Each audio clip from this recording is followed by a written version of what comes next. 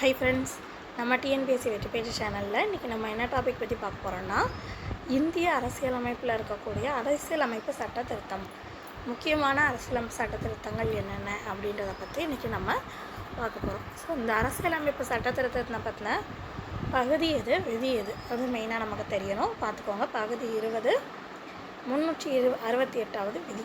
So இது நமக்கு கண்டிப்பாக தெரியணும். அடுத்தது பாருங்கள், இந்த அரசியலமைப்பு சட்ட திருத்தம் அது வந்து நமக்கு ஒவ்வொரு நாடுகள்லேருந்து எடுத்தோம் இல்லையா. அதில் பார்த்திங்கன்னா இது அரசியலமைப்பு சட்ட திருத்தம் அப்படின்றது பெறப்பட்ட நாடு பார்த்திங்கன்னா தென்னாப்பிரிக்கா, அங்கேருந்து தான் எடுத்திருக்காங்க. அடுத்தது அரசியலமைப்பை திருத்தக்கூடிய, நம்மளுடைய அரசியலமைப்பை திருத்தக்கூடிய அதிகாரம் பெற்ற அமைப்பு எதுன்னு கேட்டால் பாராளுமன்றத்தால் மட்டும்தான் நம்மளுடைய அரசியலமைப்பை என்ன செய்ய முடியும், திருத்த முடியும். நம்ம அரசியலமைப்பு மற்றபடி எப்படிலாம் இருக்குன்னு பார்த்திங்கன்னா நெகிழும் மற்றும் நெகிழாத்தன்மையுடையது. அப்புறம் சில விதிகள் எளிதாக திருத்த முடியும், சில விதிகளை என்ன செய்ய முடியாது, எளிதாக திருத்த இயலாது. பேசிக்கான இதெல்லாம் தெரிஞ்சிருக்கணும். அடுத்தது அரசியலமைப்பின் அடிப்படை கட்டமைப்பு, அந்த மாதிரி சில விதிகளை திருத்த முடியும்னு பார்த்தோம் இல்லையா. அப்படி அந்த திருத்தக்கூடிய விதிகளையும் நம்ம எப்படி செய்யணும், அந்த அரசியலமைப்புடைய அடிப்படை கட்டமைப்பானதை நம்ம என்ன செய்யக்கூடாது, அதை மாற்றக்கூடாது. அந்த மாதிரி மாற்றாமல் திருத்தணும். அடுத்தது நமக்கு இருக்கக்கூடிய முக்கியமான சட்ட திருத்தங்கள் என்னென்ன. ஸோ பேசிக்காக முதல்ல ஒரு 3 இருக்குது, அதை நம்ம ஆல்ரெடி பார்த்தா தான் திரும்ப ஒரு ரிவைஸ் பண்ணிக்கோங்க. அட்டவணையில் இருக்கக்கூடிய 4 ஷெடியூலில் உள்ள 4 1வது சட்ட திருத்தத்தில் 9வது அட்டவணை 1951 கொண்டு வரப்பட்டது. 52வது சட்ட திருத்தத்தில் 10வது அட்டவணை 1985. அடுத்தது 73வது சட்ட திருத்தம் 11வது அட்டவணையில் 1992. நெக்ஸ்ட்டு 74வது சட்ட திருத்தம் 12வது அட்டவணை 1992 கொண்டு வரப்பட்டிருக்கு. நெக்ஸ்ட்டு பார்த்திங்கன்னா பகுதிகள், அது 42வது சட்ட திருத்தத்தில் பகுதி 4A மற்றும் 14A ரெண்டுமே 1976. தென் 74வது சட்ட திருத்தத்தில் பகுதி 9A 1992, 97வது சட்ட திருத்தத்தில் பகுதி 9B 2011. அடுத்தது அலுவலக மொழிகள் என்னென்ன வருடம் இணைக்கப்பட்டது. 1967 சிந்தி மொழி 21வது சட்ட திருத்தம். அடுத்து 71வது சட்ட திருத்தம் 1992 கொங்கணி, மணிப்புரி, நேபாளி. அடுத்து 92வது சட்ட திருத்தமில் 2003 போடா, டோக்ரி, மைத்திலி, சாந்திலி. இது வரைக்கும் நம்ம ஆல்ரெடி பார்த்துருப்போம். இதுக்கப்புறம் பாருங்கள் 96வது சட்ட திருத்தம், அதில் பார்த்திங்கன்னா 2011வது வருடம் நடந்தது. அந்த சட்ட திருத்தத்தில் என்ன செஞ்சுருக்காங்க, ஒடியா அப்படின்ற மொழியுடைய பேரை ஒரியா அப்படின்னு சொல்லி பெயர் மாற்றம் செய்யப்பட்டிருக்கிறது. அடுத்தது பாருங்கள், மாநிலம் மற்றும் யூனியன் பிரதேசங்கள், என்னென்ன மாநிலங்கள் மற்றும் யூனியன் பிரதேசங்கள் இணைக்கப்பட்டது, முக்கியமான இதெல்லாம் பார்த்துக்கோங்க. பாருங்கள் 10வது சட்ட திருத்தம், 10வது சட்ட திருத்தத்தில் தத்ரா மற்றும் நகர்வேலி இணைச்சிருக்காங்க. அது எட்டு வருடம் 1961. ஸோ வருடம் எந்த சட்ட திருத்தம் எல்லாமே நல்லா தெளிவாக பார்த்துக்கோங்க. அடுத்தது பாருங்கள் 12வது சட்ட திருத்தம், அதில் கோவா, டாமன் மற்றும் டையூ அது இணைக்கப்பட்ட வருடம் 1962. அடுத்தது 13, 14வது சட்ட திருத்தம் ரெண்டுக்குமே அடுத்து சேம், இந்த 3மே சேம் இயர் தான். அதில் 13வது இதில் பாருங்கள் நாகாலாந்துக்கு மாநில அந்தஸ்து வழங்கப்பட்டிருக்கிறது. அடுத்து 14வது சட்ட திருத்தத்தில் புதுச்சேரி இணைஞ்சிருக்கு. நெக்ஸ்ட்டு 56வது சட்ட திருத்தம் பாருங்கள், 56வது சட்ட திருத்தம் வருடம் 1975. அதில் சிக்கிமுக்கு மாநில அந்தஸ்து வழங்கப்பட்டிருக்கிறது. 69வது சட்ட திருத்தம் 1991 டெல்லிக்கு சிறப்பிடம் வழங்கப்பட்டுள்ளது. ஸோ இதெல்லாம் பார்த்திங்கன்னா முக்கியமானது. இது போக நமக்கு ஸ்கூல் புக்கில் எல்லா சட்ட திருத்தங்களும் என்னென்னு வரிசையாக கொடுத்துருக்காங்க. ஸோ எல்லாமே ஒரு தடவை நல்லா ரீட் பண்ணி வச்சுக்கோங்க. அதில் முக்கியமான சிலதை மட்டும் நம்ம பார்க்கலாம். ஃபஸ்ட்டு பாருங்கள் 1வது சட்ட திருத்தம் நல்லா படிச்சுக்கோங்க, இம்பார்ட்டன்ட். இது ரொம்ப அடிக்கடி கேள்விகளில் கேட்கக்கூடியது. நிலச்சத்திரத்தை பாதுகாப்பதற்காக 9வது அட்டவணை நமக்கு சேர்க்கப்பட்டிருக்குது. ஆல்ரெடி நம்ம மேலே பார்த்தோம் இல்லையா அது. அடுத்தது பேச்சு மற்றும் வெளிப்பாடு சுதந்திரம், பொது ஒழுங்கு, வெளிநாட்டு அரசுகளுடன் நட்புறவுகள் மற்றும் ஒரு கூட்டத்திற்கான தூண்டுகள் ஆகியவற்றின் மீது தடைகள் விதிக்கப்பட்டிருக்கு. சமூக பொருளாதார ரீதியில் பின்தங்கிய வகுப்புகளின் முன்னேற்றத்துக்கான சிறப்பு ஏற்பாடுகள் செய்ய மாநிலத்திற்கு அதிகாரம் வழங்குவதாகும். ஸோ இந்த முதல் சட்ட திருத்தம்லேருந்து ரொம்ப முக்கியமானது, நல்லா பார்த்துக்கோங்க. அடுத்து மிச்சம் இருக்கிறதும் நல்லா ரீட் பண்ணி வச்சுக்கோங்க. பட் நம்ம இப்போ நான் சொல்கிறதெல்லாம் உங்களுக்கு அடிக்கடி கொஷினில் கேட்டிருக்கக்கூடியது, அது எல்லாத்தையுமே நல்லா தெளிவாக படிச்சுக்கோங்க. இப்போ அடுத்தது பாருங்கள் 7வது சட்ட திருத்தம், மாநில மறுசீரமைப்பு, ரொம்ப ரொம்ப முக்கியமானது, நல்லா தெளிவாக படிச்சுக்கோங்க. ஒரு 2 மாநிலங்களுக்கு இருக்கக்கூடிய ஆளுநர் உயர்நீதிமன்றத்தை பொதுவாக இருக்கக்கூடிய ஒரு இது இருக்கலாம் அப்படின்னு சொல்லி 2 மாநிலங்களுக்கும் பொதுவாக இருக்கலாம். ஆளுநரும் உயர்நீதிமன்றமும் 2 மாநிலங்களுக்கு எப்படி இருக்கலாம், பொதுவாக இருக்கலாம் அப்படின்னு சொல்லியிருந்தது. அடுத்தது 8வது சட்ட திருத்தம், அது வேணாம், அது அது கேட்டது கிடையாது. அடுத்தது பாருங்கள் 9வது சட்ட திருத்தம் பாருங்கள். 1960 இந்தியா பாகிஸ்தான் உடன்படிக்கை, இது கேட்பாங்க, அடிக்கடி கேட்டிருக்கிறது. அந்த உடன்படிக்கை வருடம் 1958 உடன்படிக்கை வந்திருக்கு.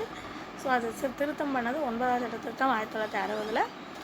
மேற்கு வங்கத்தில் அமைந்திருக்கும் இந்திய ஒன்றிய எல்லைக்குட்பட்ட பெருபரி பகுதி வந்து பாகிஸ்தானுக்கு என்ன செய்யப்பட்டது, விட்டு கொடுக்கறதுக்காக ஏற்படுத்தப்பட்டுள்ளது. ஸோ அந்த இது நல்லா அந்த திட்டம் பார்த்துவாங்க. அடுத்து 10வது சட்ட திருத்தம் 1961 தத்ரா மற்றும் நகர்வேலி இணைக்கப்பட்டது. இப்போ மேலே பார்த்தாலே அந்த இதுதான். ஸோ இதெல்லாம் முக்கியமானது, நல்லா பார்த்துவாங்க. அடுத்தது 12வது சட்ட திருத்தம் கோவா டையூ டாமன் இணைக்கப்பட்டது. ஸோ 12வது சட்ட திருத்தம் அது நல்லா பார்த்துக்கோங்க. இப்போ நம்ம மேலே பார்த்தோம் அதுதான். அடுத்து 13வது இதில் நாகாலாந்துக்கு ஒரு சிறப்பு அந்தஸ்து. ஸோ இதெல்லாம் முக்கியமானது, நான் அதை தான் ஒரே பாயிண்ட்டாக இருக்கிறதெல்லாம் மேலே கொடுத்தாச்சு ஃபஸ்ட்டே. அடுத்து 14வது சட்ட திருத்தம்ல புதுச்சேரி இணைக்கப்பட்டது. 15வது இது 1963 நல்லா பார்த்துக்கோங்க. உயர்நீதிமன்ற நீதிபதியுடைய வயது வந்து என்ன செஞ்சுருக்காங்க, 60லேருந்து 62 வயது வரை என்ன செஞ்சுருக்காங்க, அதிகரிச்சிருக்காங்க. ஸோ அந்த இது நல்லா பார்த்துக்கோங்க. 15வது சட்ட திருத்தம் உள்ளதெல்லாம் ரீட் பண்ணி வச்சுக்கோங்க. அடுத்தது அடிக்கடி நமக்கு கேட்டிருக்கிறதுன்னு பார்த்தீங்கன்னா 21வது சட்ட திருத்தம். 21வது சட்ட திருத்தம் 1967 சிந்தி மொழி 15வது மொழியாக அலுவலக மொழியாக இணைக்கப்பட்டது, அது ஒன்று. அடுத்தது 24வது சட்ட திருத்தம் 1971 அடிப்படை உரிமைகள் உட்பட அரசியல் அமைப்புடைய எந்த ஒரு பகுதியையும் திருத்தி நாடாளுமன்ற அதிகாரத்தோடு உறுதிப்படுத்துவது. அரசியலமைப்பு சட்ட திருத்தம் முன்வரைவுக்கு ஒப்புதல் கொடுக்கறது அதாவது ஒரு அரசியலமைப்பை நம்ம திருத்தணும் அப்படின்னா அதை கொண்டு வரதுக்கு முன்னாடி அதில் ஒப்புதல் பெறதுக்காக அதை முதல்ல என்ன செய்யணும், குடியரசுத் தலைவர்கிட்ட நம்ம கொடுக்கணும். ஸோ அந்த இது கண்டிப்பாக கொடுக்கணும்னு சொல்லி கட்டாயமாக்கினாங்க. அது கட்டாயமாக்கப்பட்டது வந்து 24வது சட்ட திருத்தம் 1971. அதை நல்லா பார்த்துக்கோங்க. திரும்ப 26வது சட்ட திருத்தம் அதே வருடம் 1971 சுதேச அரசுகளின் முன்னாள் ஆட்சியாளர்களின் தனிச்சிறப்பு மற்றும் சலுகைகள். அது நெக்ஸ்ட் 27வது சட்ட திருத்தம், அதுவும் நல்லா பார்த்துக்கோங்க. 1971 சில ஒன்றிய ஆளுகைக்கு உட்பட்ட பகுதிகளின் நிர்வாகிகளுக்கு அவசர சட்டம் பிரசுரிப்பதற்காக அதிகாரம் அளிக்கப்பட்டது. அந்த இது நல்லா பார்த்துக்கோங்க.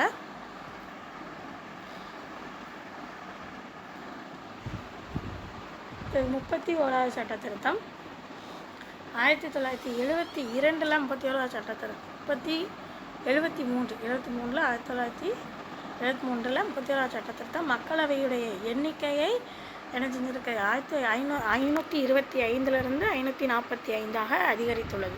ஸோ இது அடிக்கடி கேட்டிருக்காங்க, அதை நல்லா பார்த்துக்கோங்க. அடுத்தது பாருங்கள், நெக்ஸ்ட்டு பார்த்திங்கன்னா 35வது சட்ட திருத்தம் பாருங்கள். 1974 35வது சட்ட திருத்தத்தில் சிக்கிமுடைய பாதுகாப்பற்ற நிலையை நிறுத்தி அதன் இந்திய ஒன்றியத்தின் இணை மாநிலத்தின் நிலையை வழங்கியிருக்கு சிக்கிமுக்கு.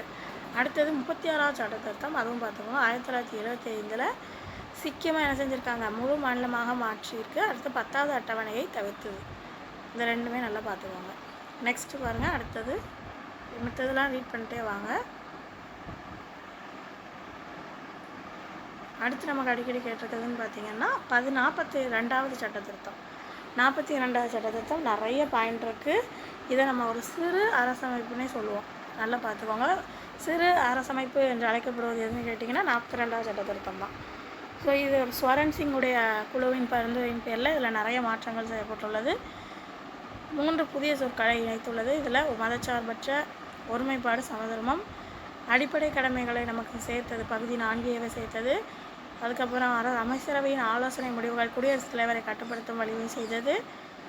அடுத்தது 32A, நெக்ஸ்ட்டு 43 இதெல்லாம் சேர்க்கப்பட்டது. சுற்றுச்சூழல் பாதுகாப்பு, மேம்பாடு, காடுகள், வனவிலங்குகளுடைய பாதுகாப்பு, நீதிமன்ற நீதி அமைப்பு, அரசமைப்பு, நிர்வாகம் எல்லாமே. ஸோ ஃபுல்லாக வந்துடும், எல்லாமே வந்துடுது. அப்புறம் நாட்டின் ஒரு பகுதியில் சட்ட ஒழுங்கு பிரச்சனை நிலவினால் அப்பகுதிக்கு ஆயுதப்படையை அனுப்பி சட்டம் ஒழுங்கினை நிலைநாட்ட அதிகாரம் அளிக்கிறது. ஆயுதப்படையை அனுப்பும் அதிகாரம். ஸோ இந்த பாயிண்ட்ஸ் எல்லாமே நிறைய இருக்குது. அதனால தான் இது நம்ம என்ன சொல்லுவோம், ஒரு சிறு அரசமைப்பு. ரொம்ப ரொம்ப முக்கியமானது. அடிக்கடி இதில் வந்து கேள்விகள் வந்திருக்கு, நல்லா பார்த்துக்கோங்க. மிச்சது அடுத்தது அப்படி பார்த்துட்டே வாங்க. அடுத்து பாருங்கள் 44வது திருத்தச் சட்டம். 4வது இதில் 44வது தான் 1978 குடியரசுத் தலைவருக்கு மறுசீராய்வு பண்ணுறதுக்கு ஒரு இதை மறுசீராய்வு பண்ண அவருக்கு அவருடைய அமைச்சரவை இருப்பாங்க இல்லையா, அவங்க என்ன செய்யலாம், இப்போ ஏதாவது ஒரு திருத்தம் பண்ணணும் அப்படின்னு அவருக்கு ஒரு இது வந்திருக்கு அப்படின்னு யாராவது கொடுத்துருக்காங்க அப்படின்னா அவருக்கு மறுசீராய்வு, நான் இதில் மறுசீராய்வு பண்ணி பார்க்கணும்னா தன்னுடைய அமைச்சரவை இருப்பாங்க இல்லையா, அவர் கீழே அவங்க கூட ஆலோசனையை திருப்பி வைக்கிறதுக்கு அதிகாரம் அளிக்கிறது, அவர் ஆலோசிக்க முடியும் அவரால். அடுத்தது ஆயுத கிளர்ச்சி என்ற சொல்லுக்கு பதிலாக உள்நாட்டு அமைதி குலைவு, அந்த நல்லா பார்த்துக்கோங்க அப்படின்ற சொற்கள் வந்து கொண்டு வரப்பட்டிருக்கு. அடிப்படை உரிமைகள்லேருந்து இது ரொம்ப ரொம்ப முக்கியமான பாயிண்ட்டு, சொத்துரிமை நீக்கப்பட்டு அது ஒரு சட்டப்பூர்வ உரிமையாக மாற்றப்பட்டது 44வது சட்ட திருத்தத்தில். ஸோ அந்த பாயிண்ட் எல்லாமே ரொம்ப முக்கியமானது, அதை நல்லா பார்த்துக்கோங்க. அடுத்தது இப்படி வரிசையாக பார்த்துட்டே வாங்க, மித்ததெல்லாம் சும்மா ஜஸ்ட் ரீட் பண்ணி வச்சுக்கோங்க. இங்கே திரிபுரா மாநிலத்தில் தன்னாட்சி மாவட்ட சபைக்கு ஒரு அரசமையை வழங்கியதாகவும் பார்த்துக்கோங்க. நெக்ஸ்ட் 52வது சட்ட திருத்தம், மற்ற எல்லாரும் பார்த்துக்கோங்க, படிக்கக்கூடாதுன்னு சொல்ல, படிங்க, இதெல்லாம் ரொம்ப முக்கியமானது, நல்லா தெளிவாக பார்த்து வச்சுக்கோங்க. 52வது சட்ட திருத்தம் பாருங்கள், 1985 பாருங்கள், கட்சி தாவல் தடை சட்டம் மெயினானது, அந்த ஒரு பாயிண்ட் ஞாபகம் போதும். அடுத்து 10வது அட்டவணையில் நிறைய விவரங்கள் இந்த கட்சி தாவல் தடை சட்டத்தில் சேர்க்கப்பட்டிருக்கு. ஸோ அந்த இது பாயிண்ட்டு ரொம்ப முக்கியமானது, அதை நல்லா பார்த்துக்கோங்க. அடுத்தது பார்த்திங்கன்னா 56வது சட்ட திருத்தம், 56வது சட்ட திருத்தம் 1987 30 உறுப்பினர்களை கொண்டு கோவா வந்து சட்டமன்றத்துடைய வலிமையை நிர்ணயம் செய்யப்பட்டது, குறைஞ்சது 30 உறுப்பினர்களை கொண்டு. ஸோ அந்த சட்ட திருத்தம் வந்து நமக்கு ரொம்ப முக்கியமானது, அது நல்லா பார்த்துக்கோங்க. அடுத்து பார்த்திங்கன்னா 61வது சட்ட திருத்தம் 1989 மக்களவை மற்றும் மாநில சட்டசபை தேர்தலுக்கு வாக்களிக்கும் வயது வரம்பு வந்து வாக்களிக்கும் வயது வரம்பு 21லேருந்து 18 ஆண்டுகளாக குறைக்கப்பட்டது, அதை நல்லா பார்த்துக்கோங்க. நெக்ஸ்ட்டு பார்த்திங்கன்னா 67 பாருங்கள், பஞ்சாபில் குடியரசுத் தலைவர் ஆட்சியை மொத்தம் 4 ஆண்டு காலமாக நீட்டிப்பு செய்ய வழிவகுத்தது. பஞ்சாபில் குடியரசுத் தலைவர் இதை மாற்றுறது. நெக்ஸ்ட்டு 69வது சட்ட திருத்தம் பாருங்கள், அதில் 1991 தில்லியை தேசிய தலைநகர பகுதியாக வடிவமைத்தது. ஆல்ரெடி பார்த்தோம், மேலே பார்த்தோம் இல்லையா, டெல்லிக்கு சிறப்பு அந்தஸ்து வழங்கப்பட்டதுன்னு பார்த்தோம் 1991. ஸோ அது முக்கியமான பாயிண்ட்டு, அது நல்லா பார்த்துக்கோங்க, டெல்லி வச்சுருவோம். நெக்ஸ்ட்டு 71வது சட்ட திருத்தம் 1992 8வது அட்டவணையில் கொங்கணி, மணிப்புரி, நேபாளி இதெல்லாம் சேர்க்கப்பட்டுள்ளது. மொத்த மொழிகள் என்னது 18ஆக அதிகரித்தது, அது நம்ம ஆல்ரெடி பார்த்துட்டோம். அடுத்தது பாருங்கள், நெக்ஸ்ட்டு 73வது சட்ட திருத்தம் பாருங்கள், 1992 பஞ்சாயத்து ராஜ் நிறுவனங்களுக்கு அரசமைப்பு தகுதியும் பாதுகாப்பும் அங்கீகரிக்கப்பட்டது. பஞ்சாயத்துகள் அப்படின்ற தலைப்பில் பகுதி 9 29 பெரும்பான்மை உள்ளடக்கிய ஒரு 11வது அட்டவணை சேர்க்கப்பட்ட வருடம். அடுத்தது 74வது சட்ட திருத்தம், அதில் நகராட்சி, இதில் பஞ்சாயத்து சேர்க்கப்பட்டது, இதில் நகராட்சி பாகம் 11. அடுத்தது அதில் 18 பெரும்பான்மைகள். இந்த பெரும்பான்மைகள் என்னன்றதை பெரும்பான்மையில் பொருண்மைகள் எத்தனைன்றதை நல்லா பார்த்துக்கோங்க. இதில் உள்ள பொருண்மைகள் 29, இதில் 18, இந்த ரெண்டும் நல்லா தெளிவாக பார்த்துக்கோங்க. 18 பொருண்மைகளை 12வது அட்டவணையில் சேர்க்கப்பட்டுள்ளது. அடுத்தது 76வது பாருங்கள், 76வது சட்ட திருத்தம் 1994 தமிழ்நாட்டில் ஒதுக்கீட்டு சட்டம், கல்வி நிறுவனங்களில் 69% இடஒதுக்கீடு இல்லையா, அந்த பாருங்க அது வழங்கப்பட்டது. தென் 9வது அட்டவணையில் மாநில மறுசீரமைப்பு சேர்க்கப்பட்டது. உச்சநீதிமன்றம் 50% மேல் இருக்கக்கூடாது, மொத்த ஒதுக்கீடு இருக்கக்கூடாதுன்னு தீர்ப்பளிக்கப்பட்டது. ஸோ இந்த பாயிண்டெல்லாம் நல்லா பார்த்து வச்சுக்கோங்க. நெக்ஸ்ட்டு மற்றது உள்ளதெல்லாம் அப்படி ஒரு தடவை ஜஸ்ட்டு ரீட் பண்ணி வச்சுக்கோங்க.